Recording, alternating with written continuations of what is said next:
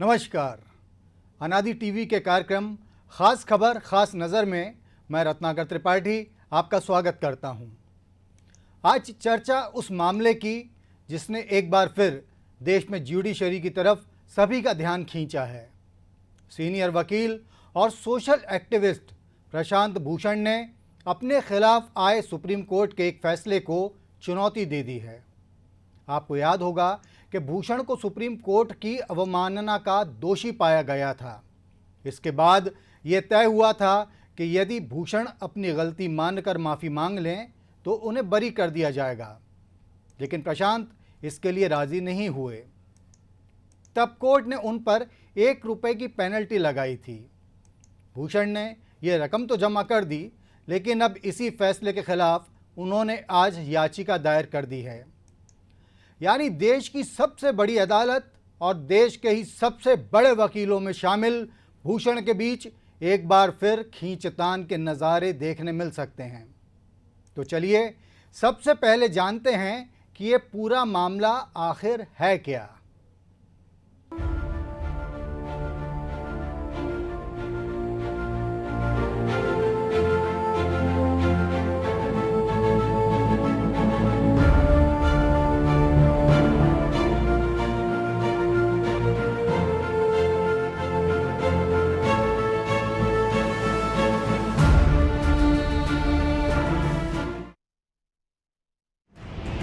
न्यायपालिका के खिलाफ 2 ट्वीट की वजह से अवमानना के दोषी पाए गए प्रशांत भूषण ने ₹1 के दंड के फैसले को सुप्रीम कोर्ट में चुनौती दी है। कोर्ट की अवमानना मामले में वरिष्ठ वकील प्रशांत भूषण ने सुप्रीम कोर्ट के समक्ष एक याचिका दायर की है। इस याचिका में भूषण ने कोर्ट की अवमानना को लेकर 31 अगस्त को सुनाए गए सुप्रीम कोर्ट के फैसले और उन्हें ₹1 का जुर्माना लगाने के फैसले पर समीक्षा करने की मांग की है। इससे पहले एक्टिविस्ट अधिवक्ता प्रशांत भूषण ने न्यायपालिका के प्रति अपमानजनक 2 ट्वीट के कारण अवमानना का दोषी ठहराने के सुप्रीम कोर्ट के 14 अगस्त के फैसले पर पुनर्विचार के लिए न्यायालय में याचिका दायर की। प्रशांत भूषण ने न्यायालय की रजिस्ट्री में अवमानना के मामले में सजा के रूप में ₹1 का सांकेतिक जुर्माना अदा करने के बाद 14 अगस्त के फैसले पर पुनर्विचार के लिए याचिका दायर की है। पुनर्विचार याचिका में कहा गया है कि उन्हें दोषी ठहराने वाले निर्णय में कानून और तथ्यों की नज़र में अनेक त्रुटियां हैं। अब ये भी याद कर लें कि प्रशांत ने अपने ट्वीट्स में क्या कहा था। 27 जून के ट्वीट में उन्होंने लिखा था कि बिना आधिकारिक आपातकाल के भारत में लोकतंत्र खत्म हो गया है। इसके लिए सुप्रीम कोर्ट के पिछले 4 मुख्य न्यायाधीशों की भूमिका को चिन्हित किया जाएगा। इसी तरह 29 जून के ट्वीट में उन्होंने CGI बोबडे की हार्ले डेविडसन बाइक की सवारी करते हुए फोटो पोस्ट किया था और लिखा था कि CGI आनंद ले रहे हैं और सुप्रीम कोर्ट बंद है। इसके बाद कोर्ट ने सख्त रुख दिखाया और भूषण को अवमानना का दोषी माना। सुप्रीम कोर्ट ने कहा कि यदि भूषण अपने किए पर माफी मांग लेते हैं तो उन्हें बरी किया जा सकता है। इस पर लंबी बहस और संवाद के बावजूद भूषण ने माफी मांगने से इनकार कर दिया था, जिसके बाद उन पर ₹1 का जुर्माना लगाया गया। भूषण ने ये फैसला आने के दिन ही कह दिया था कि वो इसके खिलाफ अपील करेंगे और आज उन्होंने ऐसा कर भी दिया। ब्यूरो रिपोर्ट, अनादि टीवी।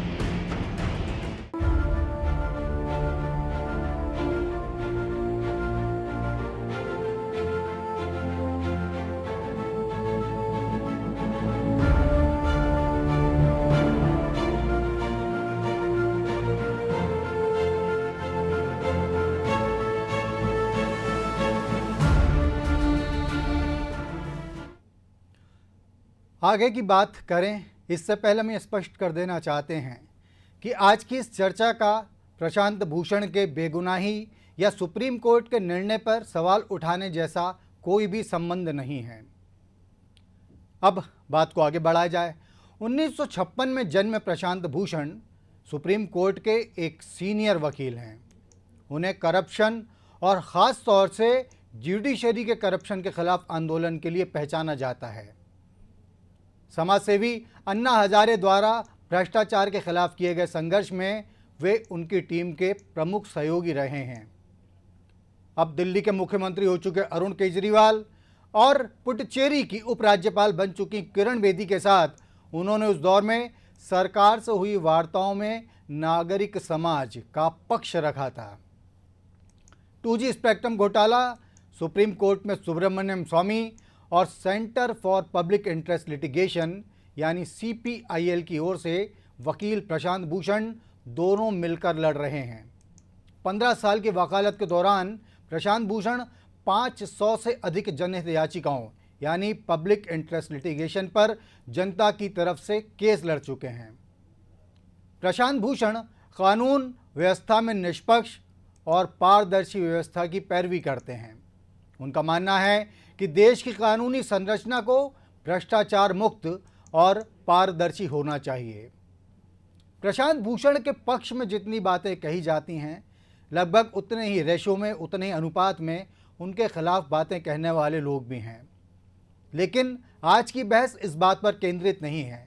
आज की चर्चा इस बात पर केंद्रित है कि प्रशांत भूषण द्वारा आज की गई एक कार्रवाई से, जिसमें उन्होंने अपने खिलाफ लगे 1 रुपये के सांकेतिक जुर्माने को चुनौती दी है, इस सारे वाक़ये से आखिर न्याय व्यवस्था का क्या कोई नया पक्ष सामने आ सकता है? भोपाल के रहने वाले हिमांशु शुक्ला बीते लंबे समय से दिल्ली में वकालत कर रहे हैं। वे बॉम्बे हाई कोर्ट में भी वकालत करते हैं और सुप्रीम कोर्ट में भी मामले देखते हैं। हिमांशु शुक्ला ने इस मामले में जो कहा वो हम आपके लिए पेश कर रहे हैं। ये बात हम सभी को पता है कि प्रशांत भूषण जी को माननीय उच्चतम न्यायालय ने अदालत की अवमानना के आरोप में 1 रुपये की सज़ा दी है और 1 रुपये न भरने पर 3 साल की सज़ा और 3 साल का डिबारमेंट फ्रॉम बार काउंसिल किया है। अब प्रशांत भूषण ने यहाँ पे टेक्निकली 1 रुपया तो भर दिया। प्रशांत भूषण को इसके पहले कई बार मौका दिए गए कि भाई आप माफ़ी मांग लीजिए। अटॉर्नी जनरल ने ही बोला कि प्रशांत भूषण माफ़ी मांग लेंगे, क्योंकि वो वेणुगोपाल जी ने अपना स्टेटमेंट दिया जाके सुप्रीम कोर्ट में कि उनको सज़ा मत दीजिए। पर प्रशांत भूषण ने कभी माफ़ी मांगी नहीं और हमेशा मीडिया में आके ये बात बोलते रहे कि नहीं, मैं तो बहुत सही हूँ, मैंने जो किया है सही किया है और मैंने कुछ भी गलत नहीं किया है। जब जस्टिस अरुण मिश्रा ने इनको सज़ा सुनाई थी 1 रुपये का फ़ाइन और फ़ाइन न भरने पर 3 साल की सज़ा और 3 साल का डिबारमेंट, तब इन्होंने तुरंत 1 रुपये का फ़ाइन भर दिया था। यदि इतने ही सच्चे होते तो 1 रुपये का फ़ाइन नहीं भरते और सज़ा ले लेते जाके, पर उन्होंने उस समय ऐसा नहीं किया।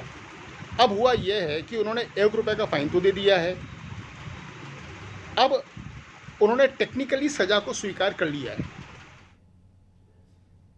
टेक्निकली सज़ा को स्वीकार कर लिया है। हिमांशु शुक्ला की बात अभी हमने सुनी, लेकिन जिस समय ये मामला सुप्रीम कोर्ट में था, जिस समय सारे देश की इस पर नज़र लगी हुई थी, तभी जो लोग प्रशांत भूषण को जानते हैं वो इस बात को मान चुके थे कि वो कम से कम माफ़ी तो नहीं मांगेंगे। दरअसल डरना उनके स्वभाव में नहीं है और अपनी बात और सिद्धांतों के लिए किसी भी हद तक आगे बढ़ जाना प्रशांत भूषण की एक अपनी USP बन चुकी है। उन्होंने न्यायिक उन्मुक्ति के खिलाफ लगातार अभियान चलाया है। उनके इस अभियान से कुछ हद तक प्रभावित होकर न्यायाधीशों ने सितंबर 2009 में अपनी संपत्ति घोषित करने का निर्णय लिया था। ये कहा जा सकता है कि प्रशांत भूषण ने जो पहल शुरू की थी कोर्ट में सुधार को लेकर, जुडिशरी में सुधार को लेकर, उसका ये एक बहुत बड़ा एक सकारात्मक पक्ष सामने आया था कि जजेस ने कहा कि वो अपनी प्रॉपर्टी डिक्लेयर करेंगे। इसके बाद कुछ ही समय बीतते ही भूषण ने एक पत्रिका तहलका द्वारा प्रकाशित एक साक्षात्कार में दावा किया कि पिछले कुल 16 से 17 मुख्य न्यायाधीशों में से आधे भ्रष्ट थे। यानी जुडिशरी का, सुप्रीम कोर्ट का आधा हिस्सा उस पिछले 16 से 17 मुख्य न्यायाधीशों वाला करप्ट था। इस पर एक प्रमुख वकील हरीश साल्वे ने पत्रिका के संपादक और भूषण के खिलाफ अदालत की अवमानना का आरोप दायर किया था। अक्टूबर 2009 में प्रशांत भूषण ने एक औपचारिक हलफनामा दायर कर 8 रिटायर्ड मुख्य न्यायाधीशों पर भ्रष्ट होने का भी आरोप लगाया था। इसमें उन्होंने न्यायाधीशों को जांच से उन्मुक्ति प्राप्त होने के कारण उनके खिलाफ दस्तावेजी सबूत इकट्ठा करने की कठिनाई का उल्लेख किया। इस मामले में सुप्रीम कोर्ट के पूर्व न्यायाधीश न्यायमूर्ति कृष्णा अय्यर ने कहा था कि या तो झूठे आरोप लगाने के लिए शांति भूषण और प्रशांत भूषण को दंडित किया जाना चाहिए या फिर उनके आरोपों की जांच के लिए एक स्वतंत्र प्राधिकरण का गठन किया जाना चाहिए। प्रशांत भूषण सोशल एक्टिविस्ट भी हैं और अन्ना हजारे के आंदोलन के अलावा देश से जुड़े, समाज से जुड़े, आम नागरिकों से जुड़े कई विषयों पर वो बहुत खुलकर अपनी राय रखते चले आ रहे हैं। उन्होंने तमाम मामलों में इस तरीके का रुख भी लिया है जिसके चलते माना गया कि वो वास्तव में सुधारवादी प्रक्रिया के बहुत बड़े हिमायती हैं। आपको याद दिला दें, बिहार का वो केस जिसने सारे देश को दहला कर रख दिया था। लालू यादव की पार्टी राष्ट्रीय जनता दल से एक बार सांसद रह चुके सैयद शहाबुद्दीन का नाम बिहार में आतंक का पर्याय बना हुआ है। शहाबुद्दीन पर आरोप लगा कि उसने एक ही परिवार के 3 लड़कों की हत्या कर दी थी। उनमें से 2 को तो बाकायदा एसिड में नहला कर उनकी जान ली गई थी। शहाबुद्दीन को इस मामले में सज़ा हुई, उसे बिहार की एक जेल में डाला गया। लेकिन जिस समय बिहार में 2015 के चुनाव के बाद लालू यादव और नीतीश कुमार के गठबंधन की सरकार बनी, तब कुछ ऐसा हुआ, कुछ ऐसे लैक्यूनाज हुए कि शहाबुद्दीन की सज़ा के खिलाफ कोर्ट में सरकार की तरफ से कुछ आवश्यक कार्रवाई नहीं की गई और सैयद शहाबुद्दीन जेल से बाहर आ गया। वो परिवार जिसके 3 बच्चे मार दिए गए थे, आतंक से घिर गया था। ऐसे समय में उस परिवार की मदद प्रशांत भूषण ने ही की। उन्होंने इस मामले को सुप्रीम कोर्ट में उठाया, कहा कि शहाबुद्दीन को गिरफ्तार करके बिहार से बाहर लाया जाना चाहिए ताकि बिहार की जेल के लिए जो कहा जाता है कि जेल में बंद रहकर भी वहाँ हुकूमत करता है, एक लेविश लाइफ बिताता है, उस पर रोक लग सके। आपको बता दें, प्रशांत भूषण ने इस पैरवी के लिए पीड़ित पक्ष से किसी भी किस्म का पैसा नहीं लिया था, जबकि सुप्रीम कोर्ट की प्रोसीडिंग बहुत महंगी मानी जाती है और वहाँ के जो स्थापित वकील होते हैं वो अपनी एक एक पेशी के लाखों रुपए लेते हैं। बावजूद उसके प्रशांत भूषण के लिए, जैसा भी हमने आपको कहा कि उनका एक सुधारवादी रवैया रहा है, वो इस व्यवस्था को सुधारना चाहते थे। वो जेलों को अपराधियों की ऐशगाह बनने से रोकना चाहते थे, इसलिए इस मामले में उन्होंने अपनी तरफ से अब पैरवी की, पैसा नहीं लिया और उसका नतीजा ये हुआ कि सैयद शहाबुद्दीन आज की तारीख में तिहाड़ जेल में बंद है। तिहाड़ जेल दिल्ली में है, जहां शहाबुद्दीन निश्चित रूप से वो ऐशो आराम नहीं भुगत पा रहा, एंजॉय कर पा रहा जो बिहार में थे। और यही वजह रही कि बीच में उसने एक याचिका दायर करके कहा था कि जेल में उसकी सेहत और जान दोनों को खतरा है, लेकिन इसकी तरफ कोर्ट ने ध्यान नहीं दिया। अब फिर से आते हैं कि प्रशांत भूषण ने जो याचिका दायर की है, 1 रुपये के जुर्माने को जो चुनौती दी है, उसके पीछे वजह क्या हो सकती है?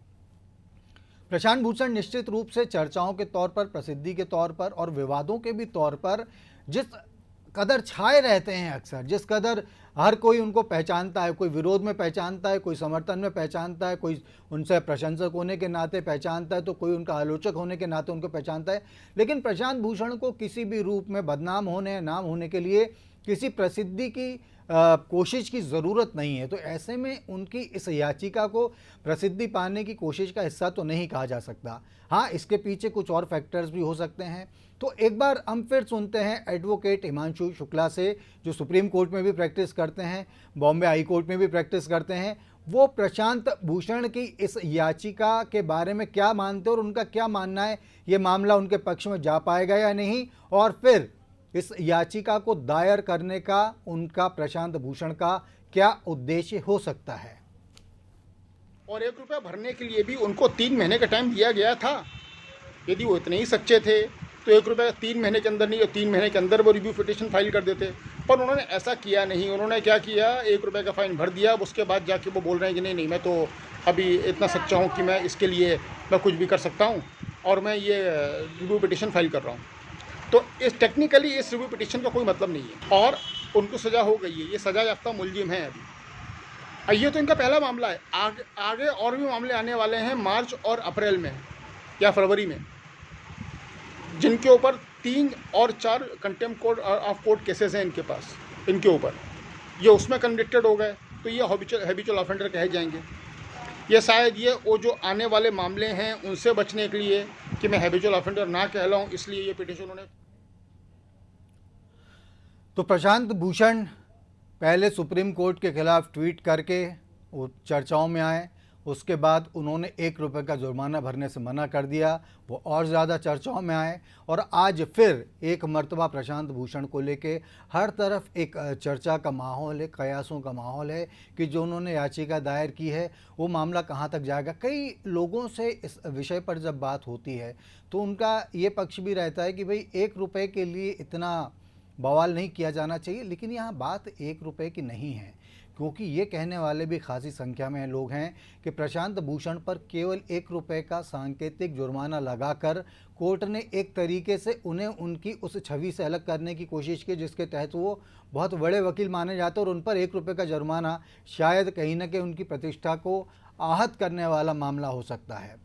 अब बावजूद उसके तय बात है कि अब इस पर बहस आगे बढ़ेगी, सुप्रीम कोर्ट अपना निर्णय सुनाएगी और हिमांशु शुक्ला ने जैसा अभी कहा कि 3 डिफेमेशन के केसेस और चल रहे हैं और प्रशांत भूषण ने अपने आप को हैबिचुअल ऑफेंडर होने से बचाने की कोशिश के तहत ये वाली याचिका दायर की है, ताकि यदि इस मामले में पाक साहब साबित हो जाते हैं तो हैबिचुअल ऑफेंडर आदतन अपराधी होने की आरोप इसके इस तरीके से दागदार कहलाए जाने की प्रक्रिया से हो सकता है वो अलग बच जाए। लेकिन फिर भी देश में न्यायपालिका है, देश में अभिव्यक्ति की स्वतंत्रता है। प्रशांत भूषण न सिर्फ इस देश के एक आम नागरिक हैं, बल्कि वो एक बहुत ही सीनियर वकील भी हैं, समझदार वकील हैं, इसलिए उनको निश्चित रूप से बाकी लोगों की तरह अपनी बात अदालत में रखने का अधिकार है, उन्हें रिव्यू पिटीशन फाइल करने का अधिकार है। हालांकि एक अधिकार उनके पास और था, लेकिन न जाने कि उन्होंने उसका इस्तेमाल नहीं किया। ये होता है कि प्रक्रिया एक होती है कोर्ट में कि अगर कोई सज़ा सुनाई जाती है तो उसके खिलाफ एक सस्पेंड सेंटेंस की एक याचिका दायर की जा सकती है। ये कहा जा सकता है कि मामले में हम रिव्यू फाइल कर रहे और उसका फैसला आने तक जो सज़ा सुनाई गई है उसे स्थगित रखा जाए। लेकिन प्रशांत भूषण ने ऐसा नहीं किया और जब उन्होंने 1 रुपये का जुर्माना भरा था तो टेक्निकली उन्होंने इस बात को मान लिया, मतलब उन्होंने उस सज़ा को भुगत लिया जो सुप्रीम कोर्ट द्वारा उनको दी गई थी, छोटी सज़ा दी गई थी। लेकिन उसके पहले पीछे ये भी कहा गया था कि यदि वे जुर्माना नहीं भरते हैं तो उन्हें 3 साल के लिए प्रैक्टिस करने से डीबार कर दिया जाएगा। हो सकता है 1 रुपये का जुर्माना भरने के पीछे मंशा यही रही हो प्रशांत की कि वो 3 साल के लिए डीबार नहीं होना चाहते हैं, क्योंकि यदि वो वकालत से पृथक हो गए तो न्यायपालिका के जरिए अपनी बातों को मनवाने, न्यायपालिका के जरिए उन चीज़ों को स्थापित करवाने जिन्हें वे अपने सिद्धांतों के तहत, अपने आदर्शों के तहत सही मानते हैं, में उन्हें परेशानी आ सकती थी। जैसा कि हमने थोड़ी देर पहले आपको बताया कि हरीश साल्वे तक ने एक मर्तबा प्रशांत भूषण के खिलाफ अवमानना की याचिका दायर कर दी थी। हरीश साल्वे वही हैं जो इस समय इंटरनेशनल कोर्ट में जिन्होंने जो भारती कुलभूषण जाधव, जिसको पाकिस्तान ने झूठे आरोप में बंद करके रखा अपनी जेल में, उसके लिए उन्होंने वहाँ पर पैरवी की थी। तो इस तरीके से ये मामला प्रशांत भूषण वाला जो है फिर से इसलिए चर्चा में आ गया क्योंकि उन्होंने अपने जो सज़ा मिली थी उसके खिलाफ उन्होंने सुप्रीम कोर्ट में याचिका दायर की है। और प्रशांत को इस तरीके का जो निधड़क स्वभाव है, प्रशांत को इस तरीके का जो जुझारू प्रवृत्ति है, उसको उन्हें विरसे में मिला है। उनके पिता शांति भूषण 1977 से लेकर 1989 के बीच मोरारजी देसाई की सरकार में कानून मंत्री थे। प्रशांत भूषण भारतीय प्रौद्योगिकी संस्थान मद्रास के छात्र रहे हैं, लेकिन उन्होंने एक ही सेशन के बाद इलेक्ट्रिकल इंजीनियरिंग की पढ़ाई छोड़ दी। उसके बाद उन्होंने प्रिंसटन यूनिवर्सिटी से इकोनॉमिक्स और फिलॉसफी यानी दर्शन शास्त्र की पढ़ाई की, लेकिन ग्रेजुएशन पूरा करने से पहले ही वो भारत लौट आए, जहां उन्होंने इलाहाबाद यूनिवर्सिटी से कानून की डिग्री हासिल की। यानी कई किंतु परंतु, कई बड़े बदलाव, कभी ये कोर्स कभी वो कोर्स करना, उस सब के बावजूद प्रशांत भूषण के अंदर एक वकील का जुझारूपन, एक वकील बनने की ललक हमेशा से ज़िंदा थी और उसके चलते ही उन्होंने बाकी सारी चीज़ों को दरकिनार करते हुए अपने आप को इलाहाबाद यूनिवर्सिटी से कानून की पढ़ाई करने के बाद में वकालत की फील्ड में ही आगे बढ़ाने का निर्णय ले लिया। प्रशांत भूषण की इस याचिका पर सुप्रीम कोर्ट का जो भी फैसला आएगा, हालांकि जिन एडवोकेट हिमांशु शुक्ला से हमने बात की थी उनका कहना था कि इसमें कोई दम नहीं है, वो अपनी सज़ा भुगत चुके हैं, लेकिन कुछ ऐसे भी लोग हैं जिनका इस बात का मानना है कि प्रशांत भूषण ने ये याचिका दायर करके एक बहुत उल्लेखनीय काम किया है। भूषण की इस बात का समर्थन करने वालों का ये मानना है कि इससे जुडिशरी को लेकर, देश का जो जुडिशियल सिस्टम है, इसको लेकर एक नई सकारात्मक और सार्थक चर्चा की शुरुआत हो सकती है। क्योंकि जुडिशरी के बारे में बोलना एक तरीके से ये बहुत खौफ का विषय रहता है अगर उसके खिलाफ खास तौर से कोई बात कही जानी हो। प्रशांत भूषण ने काफ़ी हद तक उस खौफ को कम किया है। प्रशांत भूषण ने इस बात को स्थापित कर दिया कि यदि आपके पास तथ्यात्मक बातें हैं तो भले ही वो जुडिशरी के खिलाफ जा रही हों, देश के कानून जो सिस्टम है उसके खिलाफ जा रही हों, लेकिन उन बातों को सामने रखने का आपके पास पूरा अधिकार है। लेकिन यहाँ एक बात ये भी कहना बहुत ज़रूरी हो जाता है कि ऐसा करने के लिए प्रशांत भूषण जैसी तर्क शक्ति यानी लॉजिक पेश करने की ताकत होनी चाहिए। प्रशांत भूषण जैसा क्लियर कंसेप्ट होना चाहिए, नज़रिया होना चाहिए, तथ्यों की पूरी जानकारी होनी चाहिए और अपनी बात को पेश करने का एक मादा होना चाहिए। क्योंकि प्रशांत भूषण ही थे जिन पर 1 रुपये का जुर्माना लगाने से पहले तक कोर्ट लगातार उन्हें अभयदान देने के लिए तैयार रही। चीफ जस्टिस ऑफ इंडिया ने कहा था कि प्रशांत भूषण यदि माफ़ी मांग लेते हैं तो उन्हें कोई सज़ा नहीं दी जाएगी। भारत के जो अटॉर्नी जनरल उन तक ने कोर्ट से कहा था कि प्रशांत भूषण को सज़ा न दी जाए, उनको सज़ा देने की बजाय वो अगर माफ़ी मांग लें, इस केस को ख़त्म कर दिया जाए। लेकिन प्रशांत भूषण ने कहा कि मैं माफ़ी नहीं मांगूंगा। और आप देखिए कि उसके बाद ये तमाम चीज़ें चल रही थी। उन दिनों लगातार ये बताया जा रहा था कि यदि प्रशांत भूषण माफ़ी नहीं मांगते हैं तो उन्हें कितने साल की सज़ा हो सकती है, उनके सामने और किस किस किस्म की मुश्किलें पेश आ सकती हैं। लेकिन भूषण ने इन सारी चीज़ों की परवाह नहीं की। वो सिर्फ इस बात के लिए राज़ी हुए कि 1 रुपये का जुर्माना भर देंगे। लेकिन उनका जुझारूपन देखिए। अब इसे आप सत्याग्रह कह सकते हैं और अगर आप इसके विरोधी हैं तो इसको दुराग्रह भी कह सकते हैं। लेकिन प्रशांत भूषण ने पैसा जमा करने के साथ ही इस बात को कहा था कि वे इस फैसले के खिलाफ पुनर्विचार याचिका दायर करेंगे। वे अदालत से मांग करेंगे कि जो सज़ा उनको दी गई है उसे ख़त्म किया जाए। प्रशांत भूषण ने जो कहा था आज वो कर दिखाया है। आने वाले दिनों में कोर्ट उनकी इस याचिका को स्वीकार करती है नहीं, सबसे पहला प्रश्न ये रहेगा। अगर याचिका स्वीकार करती है तो तय मानिए कि देश के जुडिशियल सिस्टम को लेकर, देश के जुडिशियल सिस्टम से एक बहुत बड़े वकील के संघर्ष को लेकर कई रोचक प्रसंग सामने आ सकते हैं। कानून की पढ़ाई में पुराने केसेस बताए जाते हैं जिनको साइटेशंस कहा जाता है। उनको पढ़ाने के ज़रिए बताया जाता है कि कानून में कौन कौन सी महत्वपूर्ण ऐसी चीज़ें किन केसेस के ज़रिए संभव हुई। उम्मीद कर सकते हैं कि प्रशांत भूषण ने जो याचिका दायर की है, देश की कानून व्यवस्था में यदि कोई सुधार की गुंजाइश है तो उस दिशा में एक ये महत्वपूर्ण पड़ाव सामने ला सकती है। बाकी सारी चीज़ें कोर्ट को तय करनी है। हमने कार्यक्रम की शुरुआत में कहा था कि इस चर्चा का उद्देश्य प्रशांत भूषण को सही या गलत कहना या देश के जुडिशियल सिस्टम को सही या गलत कहना नहीं है, बल्कि सिर्फ इस एक घटनाक्रम की तरफ सबकी नज़र लाना है जो घटनाक्रम देश के न्यायिक इतिहास में हो सकता है कि बहुत ही प्रमुखता के साथ दर्ज किया जाए। तो आज की बात खत्म करने की इजाज़त दीजिए। अगले कार्यक्रम में फिर आपसे मुलाकात होगी। तब तक के लिए नमस्कार।